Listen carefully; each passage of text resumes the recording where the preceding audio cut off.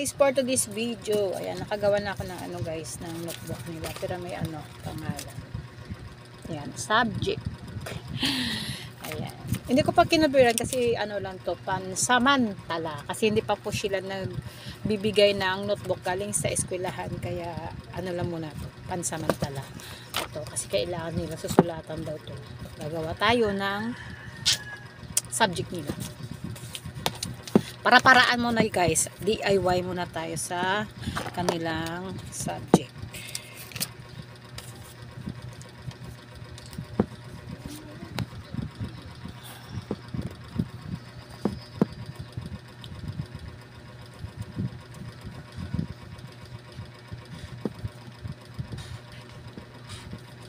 Minsan nagkakamali ka dito guys, ulit na naman kakagawa.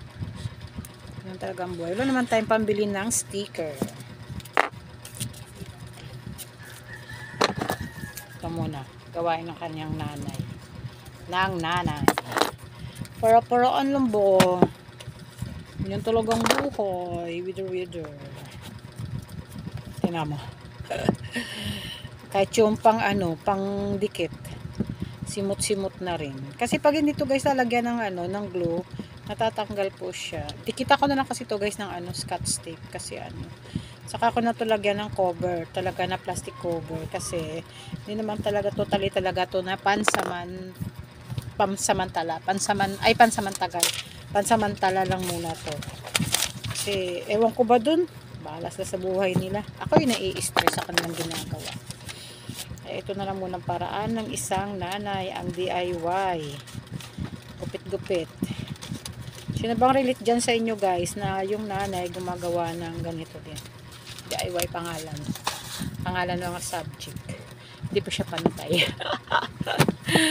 Okay lang yan. 4 na yung mata, hindi pa pantay yung pagkalagay.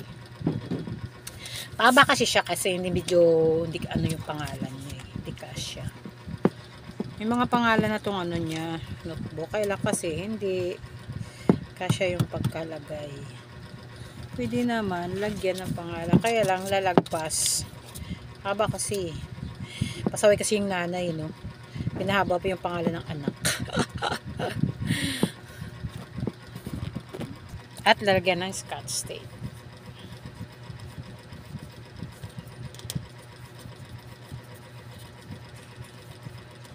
Ay mahanap. Ay pamahanap yung dugtungan. Palatandaan. Okay nga. Para madali yan, kagat. Kagat na ngipin. Bagal kasi guys pagunting eh. Kaya kagat na lang muna. Kagat. Kinakagat.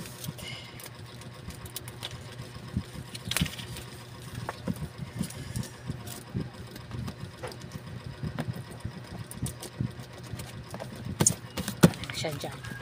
Ayan guys, dalawa na nagagawa ko. Sa sunod naman yung iba. So ayan guys, thank you for watching.